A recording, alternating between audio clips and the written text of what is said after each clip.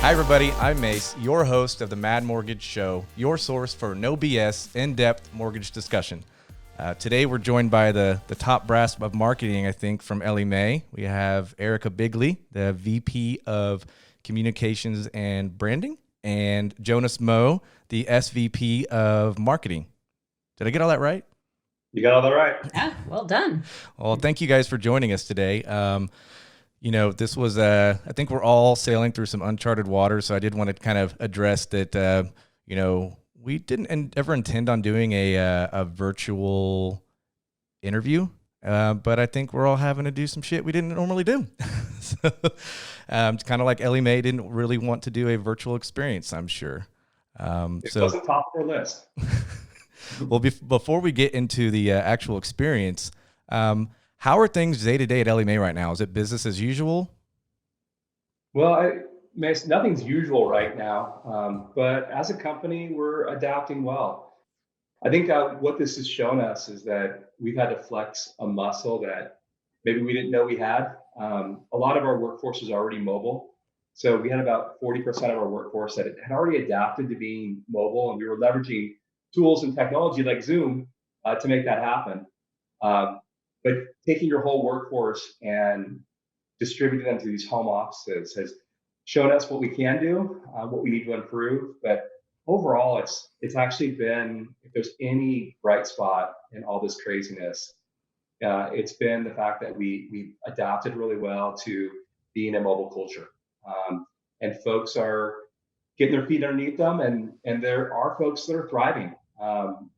If they can tune out their kids and animals and all the other chaos, we see actually productivity in a number of areas that's actually going up. So no, it's not usual, but from a collaboration standpoint, we're trying to support our clients, and we're trying to support each other.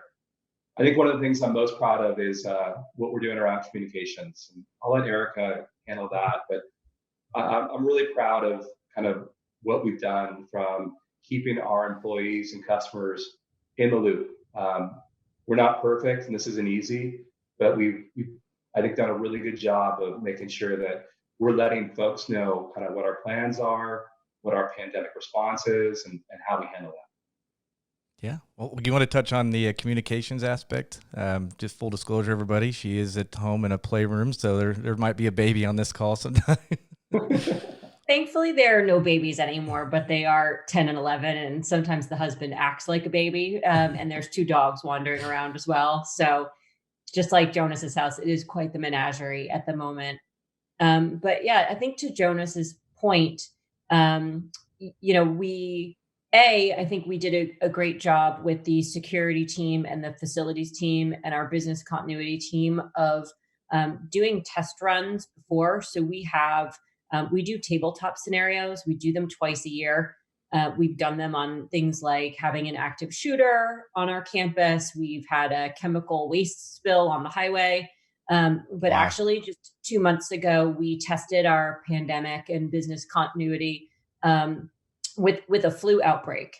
And so we ran through for 2 hours a scenario that looks pretty similar to what the world is contending with right now. And what that did was it helped us identify the things that we didn't know or the things that we couldn't do right in that moment. Like, how do we address it if the receptionist isn't sitting at the desk to answer the calls that come in? How do we roll those over?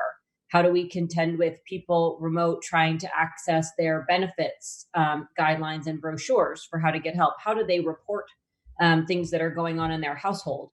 And so it enabled us to see things that we didn't know so that we could fix kind of some of those pain points that we thought we might have, so that going into this, we already had a really robust playbook and enabled us to do exactly what Jonas said, move the workforce, change experience, do a lot of these things without hitting those roadblocks. And we've been following it up with regular communications. We've got videos from Jonathan, our CEO, that go out every week. We've got a stand-up meeting every day to talk with the business continuity team. We leverage our intranet to keep our employees updated. And we have our Slack channels. And actually, there's been great additions of things like our water cooler, where we're sharing recipes or what everyone's binge watching just to stay connected. We've got a working parents channel. that's full of a lot of dad jokes right now. But we're trying to keep the communications up so that even in this new remote workforce, people still feel like they're tied to the hub and they've got this virtual family there to support them. Well, I'm glad you guys are on top of it. I think that there's a lot of lenders that were not. And I think that it's kind of a telling time. And I feel like it's time to, I don't think that the industry is never going to be the same. I don't know that I would want to be in commercial real estate after this. The amount of people that are going to say, I kind of like this. I think it's going to increase a lot. Yeah, Mace, Eric and I were talking yesterday about this exact topic. I think we've shown that we can do it, and are people going to want to go back to that 2-hour commute? Or can they find that productivity at home? And so we're going to have some serious conversations, not just Ellie Mae, but the whole industry. And I think a lot of folks that don't have that job that requires them to manufacture, produce, but they can produce virtually regardless of where they're at. We're going to have some conversations as we transition back to what we thought was the normal world, because everything's changed. And the point about commercial real estate, I was talking to Jordan Brown this morning, and that was his exact point is, oh my God, what happens to commercial real estate going forward? Do people want to lease those 30,000 square feet beautiful offices that are cube villas for employees that may not want to be there any longer? Mm-hmm. And we're lucky that we're in an industry that is very objective. So if a closer does 8 loans at home and 7 in the office, I want that person to go home. If you underwrite 50% more, like, I'm telling you to go home. And then we're going to see people say, can I just come to the office once a week? Yeah. Well, and the interesting thing that we're contending with now is, because people's productivity is so elevated, there aren't weekend activities, there aren't things that people are doing at night. So when you want to step away from your spouse or your children or your dog or whatever it is, or you've been binge watched till the end of Netflix, people are getting back online and they're doing more work. And what we're worried about now is our employees actually burning out from the productivity, and trying to give them tips and tools so that they can manage their day. They can find that start and that stop so that they don't hit a brick wall in 2 or 3 weeks if we're still in this, and find that they're not able to continue working. We want people to have a nice plane. It'd be nice if there was a little bit more choice involved, for sure. Yeah, we'll see. I think we're all going to have to answer that question. Hopefully in the next 3 to 4 months, we'll have to answer that question. It'll be an interesting one. Erica knows that I am a staunch, I got to go to the office. I love it. It took me a while to get to this environment. But you know what? 10 minutes before I got on this call, I rode the Peloton and I took a shower, and you know what? It's good. It's not a bad thing for me, because I'm the guy that's at the office for 12 hours. And if I can take a little break and get a little cardio in, and it's not a bad thing. If you can get that productivity there, does it really matter where you're at? So Erica mentioned the night and weekend activities. She's basically saying a lot less hangovers right now. Absolutely. So what are lenders reaching out to you guys about a lot right now? I'm sure your phones are blowing up just like ours are. What are you kind of seeing the lenders really latching onto right now? I know you sent out a press release today, kind of a little bit about some of the things you're addressing to help with this COVID response. Go ahead and touch on that for me. Yeah, I think the main things, well, because we have been trying to over communicate, I think a lot of the calls have been stymied just by good communication. But there are 3 key areas where lenders are seeking more knowledge. As Erica touched on, business continuity. They want to know that as they see record production coming through from a volume perspective, that we're going to be here with the lights on, whether they're virtual lights or not, that we're going to be there to be a good technology partner for them, that we're going to keep our network intact so that all of our network partners are enabled and providing kind of the rich services that they provide. They want to know that we're going to scale, that no matter what the volumes look like, if rates drop any further and we see another tranche of loans coming through from a refi perspective, they want to know that we're there to scale. And I think we've done a pretty good job talking about our platform approach, and specifically what we've done over the last 3 years with AWS. Scalability is not an issue for us. We're going to be able to meet needs no matter what those volumes grow to. As a couple other technology providers in space have seen some outages and in some cases malicious attacks, we feel pretty good about where we're at from a scalability. We feel great about where we're at from a security perspective. This is an area that we've invested heavily in, and just to give people the peace of mind in these uncertain times, we could talk about the things that they don't have to worry about. It just takes one thing off their plate. And the other thing that they've asked about is updates, but maybe in a different way than they've asked about before. Normally, we get people clamoring for, well, when is this next release going to come out that has this functionality? And we've done a lot of work with our account reps going out to talk to the lenders. Like, hey, just give us a break. Just take the foot off the accelerator a little bit with the updates and releases. Give us the critical patches if there's something that has to do with compliance. But if you could stick to the critical stuff right now and not give us a number of new features to consume, we'd be happy, because we're just trying to keep our heads above water as they adapt to their employees going completely mobile, and as they adapt to, in some cases, inordinate amount of volume for this time of year. We've kind of listened to them, and we've taken our foot off the accelerator in terms of new feature and functionality releases that we'll put out in Q2. Well, and I think one of those, you just had a required update kind of fall in your lap a little bit more of a demand is probably Eclosing. We used to get about 2 contacts to sales@maceinnovations.com a month. And the other day we had 12 before 9 a.m.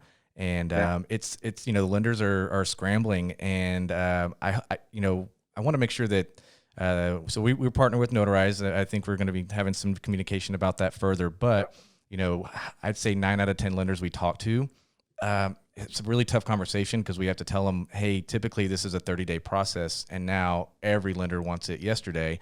And so there's a little bit of a guide, and we'll probably link it in here just to make sure people are knowing, don't just wait on the technology. You still need to go get your Fannie and Freddie approvals, develop your secondary strategy so that way you can go to MERS e-registration and making sure that you address, are you going to service? What warehouse lines are you going to use? Who are you going to sell to? So we're definitely trying to put that in people's hands, because a lot of times they're really bummed out and just saying, but why not tomorrow? Yeah, I think you hit it on the head. Everyone's looking for a silver bullet. They're approaching the situation as, well, yeah, now is the right time to do e-closing because people can't leave their house. So I'm all in. Well, if you weren't already on a path and really long down that path, it's not an overnight thing. It is a 30 to 60-day process to get your shop in a place where they can even be in a hybrid e-close situation. Mm-hmm. So there are a number of lenders that were already on that path, and we've helped push them over the edge, and they're seeing some efficiency gains. But exactly what you said is what we're doing for the rest of them. Let's talk through what you need to do. It's going to be a process, and it's not going to be an overnight thing. We feel really lucky. We have a lot of great partners like Mace, like Notarize, like Simplifile, that are helping lenders understand what they can do, what they can bite off. And then we're doing a lot ourselves just to make sure that when a lender is ready, that our docs are in that hybrid state where they can do a lot of that e-closing in the closing docs just by having them mapped properly. So they plug into a solution and they can move that process along. But it's not overnight. I know this snuck up on us, or at least it felt like it went from 0 to 60 in that last part of March. But unless you were doing a lot already, there's nothing you can do that it's going to manifest a complete change in your organization the next day. Mm-hmm. But I think we are in some cases seeing interest from lenders in, the Ellie Mae lenders in the tools that, we had made available to them for free as part of their platform investment. So things like Consumer Connect, which is the online application, things like LO Connect, which is mobile functionality for their loan officers, where, maybe 4 or 5 months ago, they were thinking, well, my LOs are all in the office all the time. Why do they need a mobile solution? They are just doing just fine the way that they are. And suddenly, a couple of weeks later, you have a group of LOs that are working from home. And so, or they're working from wherever as they're dealing with their children or their loved ones and taking care of other things. And so now we're starting to see the interest in those solutions in addition to those partner innovations that are available on the platform. Yeah, so we're seeing hundreds of thousands of apps coming through our Consumer Connect channel. We'd already seen high volume there, but I think the fact that I can't sit down with a loan officer any longer to take an application, those tools suddenly become a nicety, and now they become a necessity. Mm-hmm. Same with the loan officer solutions. These are solutions that we've had out in the market for a while. We've seen a big kind of hockey stick spike in those solutions because, yeah, that's not an option any longer. My loan officer is mobile by nature. And so how do they have the tools to make them successful in that mobile environment? Yeah, it's interesting that there's technology like Eclosing that's been around for a while. And then, I'm trying to sell it to people. Hey, check it out. We do a press release, and we did it. I think was it like 10 days ago, and that was supposed to be a 60-day timeline. And we had to, then Ellie Mae calls in 6 days. Come on, let's go. I think Jonas, you hit it on the head. Mortgage people are just very patient. Luckily we're a very patient industry. So I saw a little something today that I was going to do a little bit of research called Clear Capital. What is it? Can you tell a little bit about what they do, what they're doing with you guys? Yeah, so Clear Capital's been around for a while. Great guys. They're out of the Tahoe, Truckee. Now, I think their main offices are in Reno. And they do a lot around appraisal reviews, appraisal QC. And so again, this is just one more way to expedite a process. If I'm doing, as appraisal rules are changing in this new time, if I can do a QC process over my appraisals, it expedites a process. And they've been great partners, integrated for a number of years now. Yeah, pushing this innovation that's the silver lining here. People are going to be taking pictures in their house and uploading it for refinance, Well, like you said, Chris, there's a lot of these solutions been around for a while. Mm-hmm. But now they're kind of, well, what can we do? And what can we do without huge investments on internal processes? Can we leverage other technologies or other technology partners to gain efficiencies that we didn't have to have those efficiencies before? Well, now we do.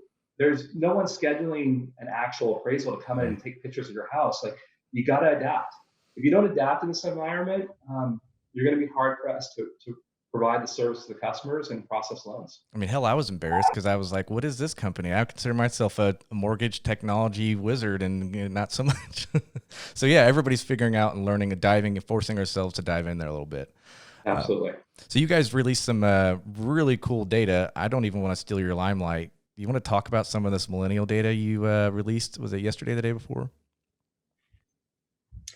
Sure. So we twice a month we release data. We have our origination insights report, and we have our millennial tracker. Yesterday we put out our February millennial tracker data for the month, and we're kind of doing something interesting in 2020 because as we've been tracking the millennials, we're now getting two groups.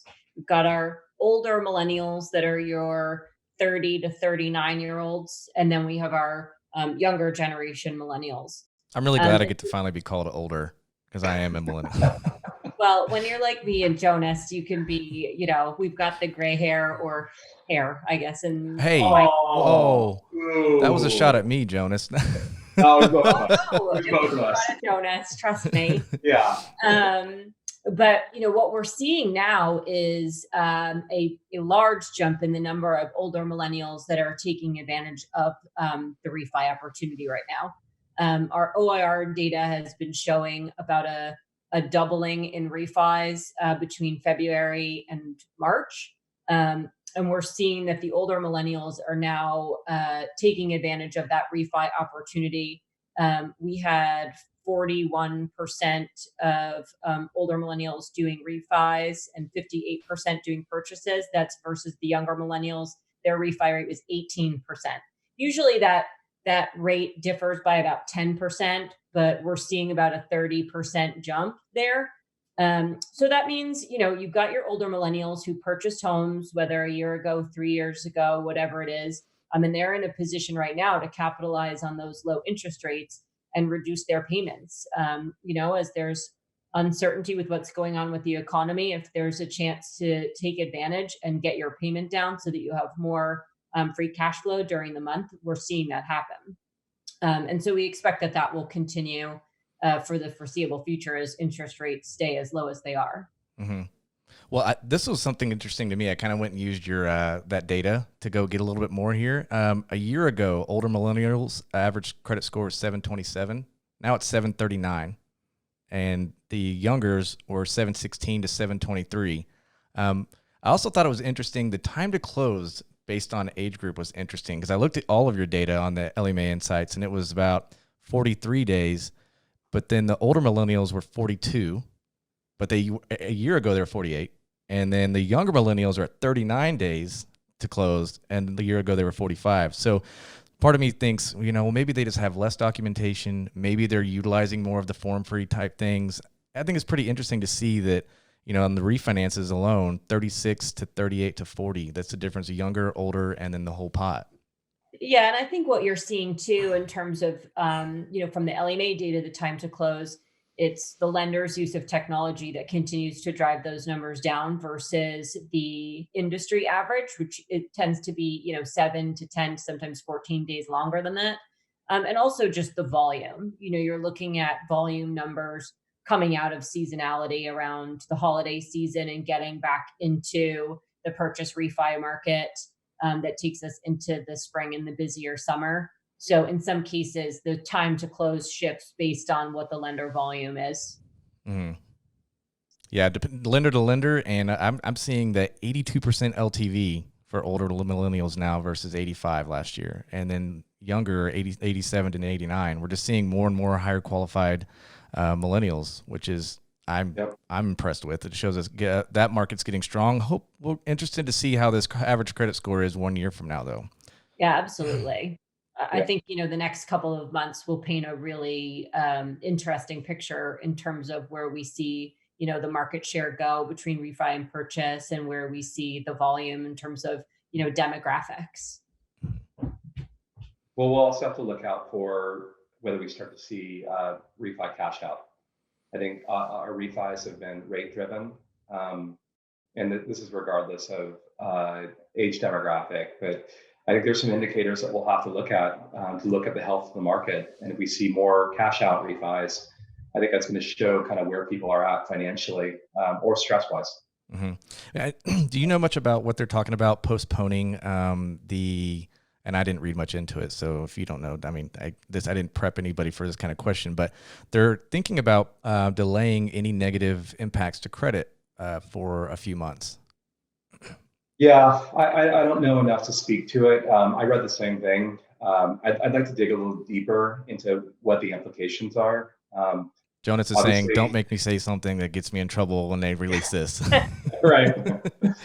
We'll see. I think credit rates are part of that process. And I think there's a lot of forgiveness right now from a lot of different sectors in terms of bills that are being paid and what that means. So I'm curious to see how that manifests. Yeah, I haven't heard the word forbearance so much as in this industry as I have the last couple of weeks. So true. I had to go Google it again just to make sure I had it right. So, Erica, whenever we were there last time, it was an interesting time. I think we're just on the idea of canceling and doing a digital or virtual experience, I guess is what you call it. You kind of mentioned something. It was kind of cool to hear. You were like, my team has been working on this all year long, so hard, and it was just like a knife in the gut. But then you said, everybody just got rejuvenated. How's that energy kept going? Is everybody just like, hell yeah? Or, we're doing this virtual or... Yeah, I think, and Jonas can kind of talk a little bit more to the process of how we got there. But at the end of the day, we sat down as a team with the leadership at Ellie Mae and said, why are we doing this? We do this event every year for the lenders and for the partners and for our prospects. It's not for us. It's so that we can give this information and these resources and the training and the networking opportunity for the 2,500 attendees that we have every year. And we just knew that the in-person event, it just wasn't going to work based on what we were doing. And I think, the team came together and pivoted quickly to the idea of bringing all of that content and the training and the keynotes and all that information to our audience in a virtual way, which in some capacities mean we can open it up to even more people who would have been able to take advantage of it in person. Are you going to follow the exact same session track, or I mean, did you try to trim some, kind of follow the same roadmap a little bit? Jonas, I'll let you talk a little bit. Yeah, for the most part, we did. We had already, given that we canceled Experience 3 weeks before it was going to happen, we had a lot of the content that had been curated for a long period of time. So not only had Erica's team, but the product marketing team, they'd all been working on these presentations, this content. And so we had a lot of this stuff baked in. And so what we did as a team is we sat down and we looked at what we had. We also we added a couple more sessions that are relevant to what we're going through right now. For the most part, we preserved about 70% of the content. And in some cases, we combined sessions together into a single session. In other cases, we expanded the speakers to provide a more comprehensive view. But yeah, we were able to take the content we had, which allowed us a good jump start into planning this virtual event. So nobody should think they should jump out, right? Still the executive track, marketing track, compliance people, originators, data analytics, developers. I mean, and we're even still preserving the tech showcases from our partners, so they still have an opportunity to, showcase their demos and everything that's going on with their innovation. We're still doing our keynotes from our executives. We'll have Bob Brokesmith from the MBA give his view from Washington, which I think is, very pivotal at this moment. And, we have worked, the events team and the product marketing team and our web development team have come together to create a user interface for our virtual event that allows people to do chat during the session. So if there's questions, we can address them either real time or after the fact, and actually get deeper into content. So, we can place case studies there so that as they're watching something from one of our lenders or one of our partners or one of our product managers, they can actually in that moment take a look at case studies or white papers or other materials and dive deeper and sign up to get a demo right then and there. So, we're going to see how it goes. It's a new world. How do people get signed up? So right now there's about 1,000 people that keep me informed. We'll open up registration next week. So we'll know then. As Erica said, it actually allows us to open up this experience to a broader set. We kind of have a cap in terms of the number of folks that can be in San Diego with us. And we were right at the edge of that cap before we canceled. We don't have to worry about the early class being full. I mean, I think everybody's scared of that. I don't know if anybody didn't want to register for that. Right. But this allows us to open it up. And so we're going to provide this completely free to all of our partners, all of our key prospects, all of our lenders. This gives us purpose. And in uncertain times, it's good to have a purpose. It's good to have an idea of where we want to be. And we think there's value here. We think there's a sense of community here. We can't bump elbows with our customers, which is a shame. We'll get back together in Las Vegas next year, but this does give us a sense of purpose. And so it has given the team a boost because they can get behind this. And I think we're going to put on a really good virtual show. It'll be on demand. So if you want to watch a session that's already that's awesome. checked, you can watch it at 2 a.m. and get as much rich content as if you were participating. As Erica said, during the live sessions, we'll have more Q&A so that you can actually talk to the speakers and ask questions just as if you were in San Diego. So we get to go mortgage people speed, like click next. I know that part. Absolutely. Yeah, people can fast forward. So do you think you're going to do any of the virtual trainings this year? I think that would probably be a little bit harder to do the trainings. It's like transitioning to an online classroom. It was actually the first thing that we kicked off. So unlike the full virtual experience, we've already done a number of trainings, whether it's early training or just some of the already training classes that were baked out. We've got our first week of trainings. Now those are paid, but we've reduced the cost quite a bit. And we've seen hundreds of people that have gone through and taken advantage of those trainings. People had already budgeted and geared up for those. And The training department and the marketing department kind of work together pretty quickly to make those available to all of our users. So did I hear you say that Mace gets the free sponsorship in 2021, or did I hear that wrong? No, but it's breaking. So, but to touch on that though, it is looking like next year we are going to be at the Win again, right? We are at the Win next year. So 2021, separate from all that's gone on, the Win over the last 2 years has built out a brand new conference facility. I had a chance to do a hard hat tour probably 5-6 months ago, and they opened in December. Started to have conferences there, and we're the main occupant for March of 21. So our plan is to break bread with people, have drinks with people, and get everyone back together in a real physical world in 2021 in Las Vegas. Get back to hangovers. Absolutely. So what other details about the experience before I, let you guys do your plug? I don't know if there's anything else that we haven't already covered. Like I said, we've tried to bring as much of the rich content as we could into place, the collaboration, as much as we can do that in a virtual world. We are. One of the things that it maybe would have been brushed under the mat that I wanted to touch on is we had made some commitments to partners and other folks, and we're doing our best to keep those commitments.